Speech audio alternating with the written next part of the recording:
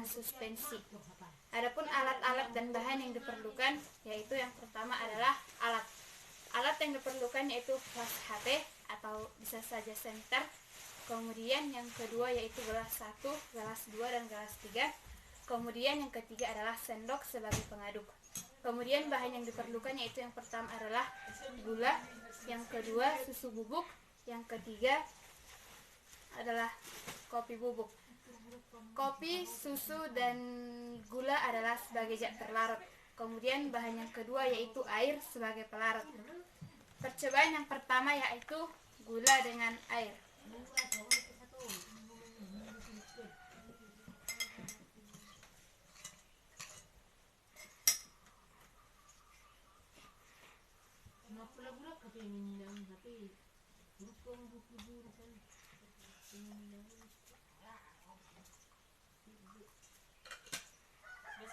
Kemudian kita aduk sampai rata.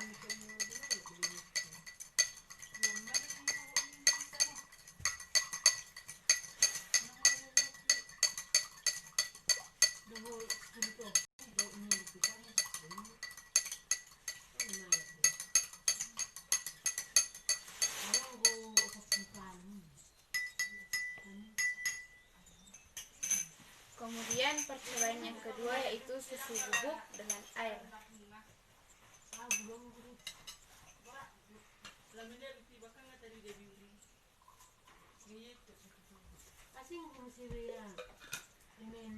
Kemudian kita aduk sampai rata.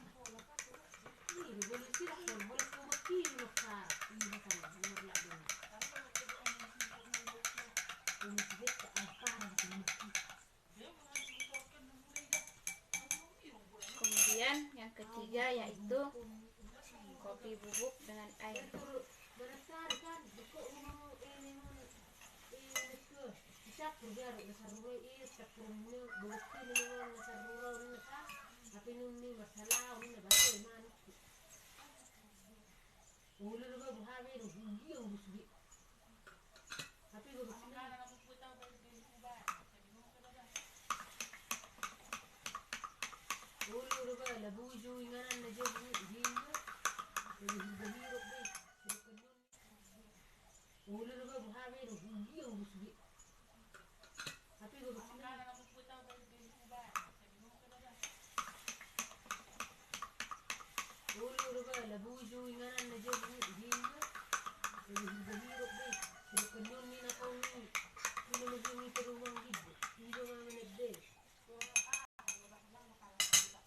Setelah ini mari kita melihat jumlah fase yang terlihat secara fisik dengan mata. Pada gelas 1 hanya terdapat satu fase homogen yang jernih dan stabil. Di sini tampak tidak terjadi pemisahan fase ataupun endapan. Kemudian pada percobaan yang kedua atau pada gelas yang kedua tampak terlihat hanya satu fase meskipun sebenarnya ada dua fase atau bahkan lebih. Baru tampak stabil, namun campuran ini dapat dipisahkan akibat proses pemanasan dan pendinginan.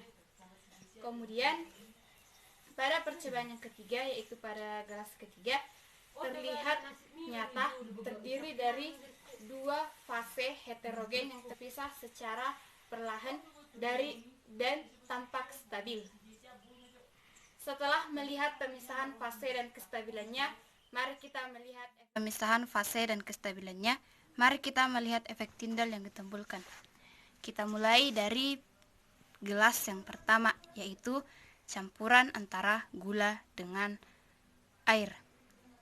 Pada gelas pertama ini, cahaya terlihat jelas dan dapat diteruskan pada sisi lain gelas. Efek Tyndall yang ditunjukkan di sini tidak tampak. Ini merupakan sifat dari larutan. Kita lanjut pada percobaan yang kedua.